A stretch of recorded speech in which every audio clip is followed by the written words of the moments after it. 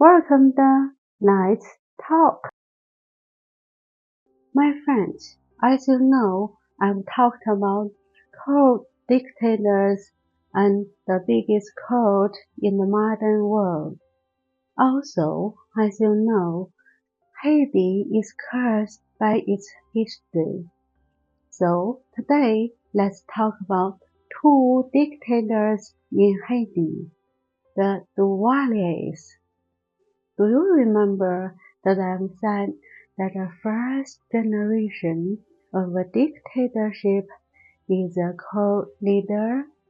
If you don't remember, or if you haven't watched my previous videos, I'll put the links in the description box.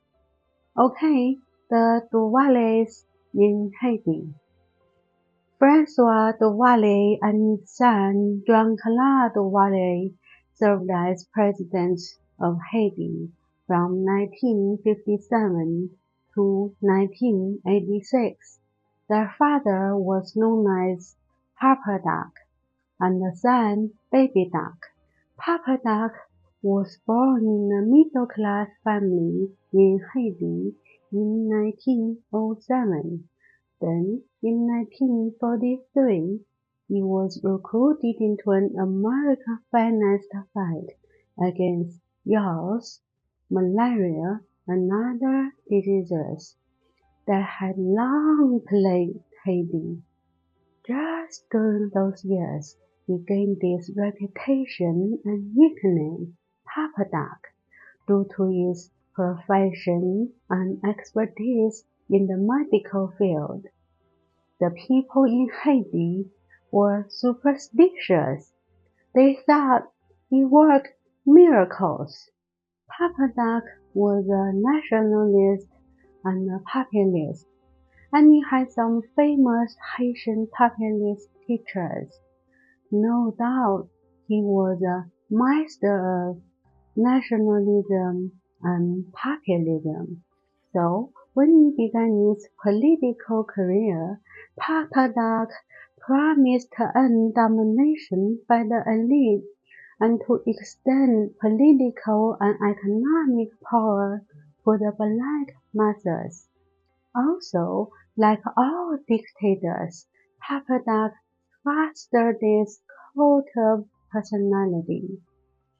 But he didn't only say that he was the chosen one. His propaganda stated that Papa Duck was one with Noah, Jesus Christ, and God himself, also called Noah. Noah are spirits in the African diasporic religion of Haitian Voodoo. Papa Duck used populism, nationalism, and religious beliefs to collect his followers. Then, in 1957, with military help, he was elected as the president of Haiti. A regime of terror began. What did this regime look like? Well, today, let's wrap it up and let's talk about it next time, shall we? Today, my friends, let's continue to talk about the Duvaliers. Francois Duvalier and his son Jean-Claude Duvalier served as presidents of Haiti from 1957 to 1986. The father was known as Papa Duck and the son Baby Duck. Last time I said that a regime of terror began. So today, my friends, let's see what happened during the regime of Papa Duck. First, it dismissed the same military leaders who installed him in power. It replaced them with security forces accountable only to him. In the same year, Papa Duck changed the constitution. In fact, he created a new one. As for his political enemies. They were thrown into jail or simply disappeared. He would never hesitate to kill his enemies in order to maintain his power over the country. As for critics and opposition newspapers, many fled while many others were jailed and tortured. Mrs. Yvonne Rimpel, for one, who was the director of an anti-Duvalier magazine. They tortured her, raped her, and then left her dying. In any country, if politicians don't allow people to question or criticize their words and actions, then it's not a free country, and the politicians are dictators or potential dictators. Papa Doc was a dictator. During his time, many educated professionals left Haiti. Foreign-born bishops were expelled. His regime was characterized by human rights abuses and corruption in the form of government recalls of industries, bribery, and stolen government funds. Moreover, Papa Doc ordered a city to be built in his name. Yes, a city, not a building. During his regime, Papa Doc's family and friends became richer and richer. Poor people became poorer and poorer. But his followers still loved him because he was their co-leader. In their eyes, Papa Doc was a champion of their claims against the historically dominant elite. They believed that they needed him, that the country wouldn't survive without him. Sounds familiar? I bet it does, because this kind of thing happens in all countries that are ruled by corrupt dictators. Well, let's wrap it up, and next time let's continue to take a closer look at the things that happened during the regime of the Duvaliers. Hi everyone, Judy here. Thank you for tuning in. If you don't know, I upload one video to this series each and every week. Okay, my friends, let's continue to talk about the Duvaliers in Haiti. François Duvalier and his son Jean-Claude Duvalier served as presidents of Haiti from 1957 to 1986. The father was known as Papa Doc and the son Baby Doc. We talked about some horrible things that happened during the regime of Papa Doc. Today, let's take another closer look, shall we? In 1961, Papa Doc changed the new constitution in order to make him the only candidate in the following presidential election. Of course, he was elected again. Then he gripped his power step by step, and finally, in 1964, he made himself president for life. Later, in order to make his son succeed him for the presidency for life of Haiti, he changed the constitution again.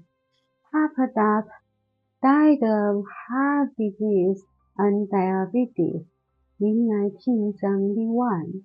His son Jean-Claude, aged 19 and nicknamed Baby Doc, succeeded him as the president for life.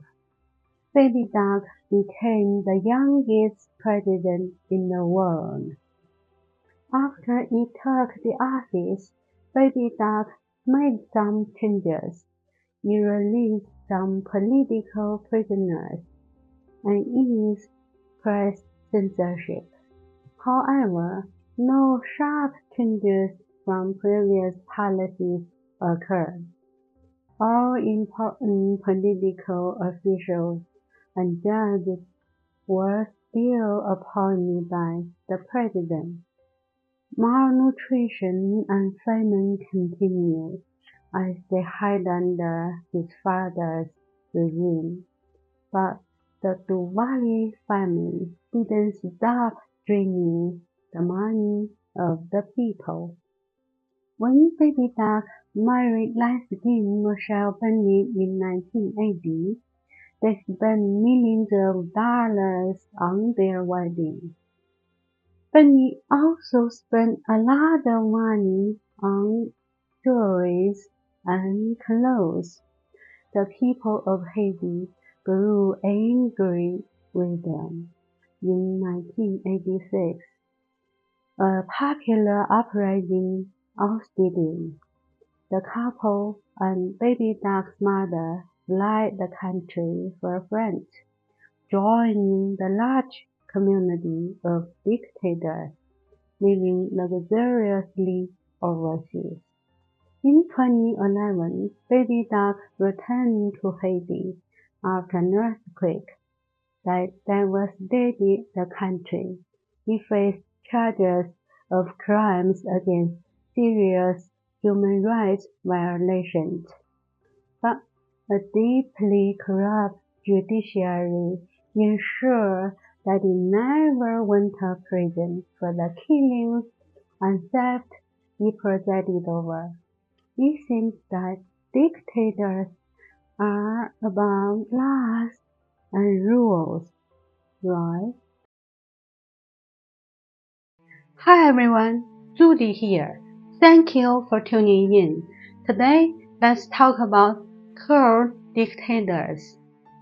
If you watch my previous videos, you might remember that I said that I think Trump's MAGA is the biggest cult in the modern world, that I believe the first generations of dictatorships are cult leaders. I didn't say why those dictators are cult leaders back then, but now I want to talk about my reasons for making this conclusion. In fact, I'm not the only person who thinks those dictators are cult leaders. In 1956, the term cult of personality was coined in a speech called On the Cult of Personality and Its Consequences. And those dictators were called cult dictators. Over time, people believe that cult of personality has played a crucial role in authoritarian and totalitarian countries. So, what is a cult of personality? Well, a cult of personality refers to a group of people united by the extreme reverence of a charismatic leader. Usually, the most notorious leaders of personality cults are cult dictators. And those cult dictators have some common characteristics. Number one, they use religions as tools to gain utmost power. So they portray themselves as godlike figures. They presented themselves as the incarnation of an ongoing ideological transformation. Hitler adopted Christian terminology in his speeches, making up the impression of Christ-like figure, a man of destiny, making people believe that he was their helper, their savior, their deliverer. But in real life, he despised Christianity as a weak belief system. Number two, those cult dictators display and spread fear and hatred, making people hate each other, against each other. And then they use their terror groups to suppress their so-called enemies, to crush the people who don't support them. For example, in the old Soviet Union, 6 to 9 million people lost their lives in Stalin's purges. Stalin presented himself as a devoted servant of Marxism and Leninism, though he later created his own Stalinism based on them. Number 3. Massive propaganda and rallies. In order to make everyone glorify the leader to a crazy degree, court dictators make sure that their photos are on the covers of almost all the magazines and hung on the public and private walls, etc. For example, Hitler used films, magazines, newspapers, books, and other items to glorify him as a soul savior, a strong and self-sacrificing figure, a gifted Superman who brought stability and created jobs, a hero who redeemed the country. Of course, he didn't sell t-shirts, coffee cups, or socks. I bet he would laugh at the idea of selling such kinds of things. After all, he considered himself an artist, not a fake billionaire. Okay, number 4. Isolationism. The example of this theory is Italy's Mussolini. In order to make people believe that only he, could guarantee the perfect justice, that they should subordinate or eliminate inferior races, Mussolini created a dictum called all within the state, nothing outside the state, nothing without the state. Unquote. There are more common characteristics among these cold dictators, but I'm running out of time, so let's wrap it up today with this. These cold dictators don't believe in their cause. They just use the cause as tools to achieve their goals. Okay, my friends, in case you don't know me yet, I'm Judy Fay London, a fan of Jack London. I'm a published writer who writes fiction and non-fiction novels and short stories. You're very welcome to visit my website, judyfaylondon.com, or Amazon to read my poems and my short stories. The last one, Mr. Red, Candy the Dog, and so on, and my latest non-fiction book, Living with the Walking Dead, a roadmap for achieving your own success. I hope to see you there, and I thank you so much for your kind support, and thank you very much for subscribing to my YouTube channels, Judy Fay London and Judy Plus.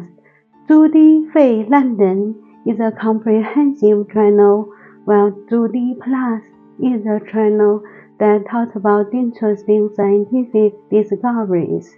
Thank you for watching, subscribing, liking, sharing, and commenting. I wish you nothing but success and happiness. Let's talk next time. Bye.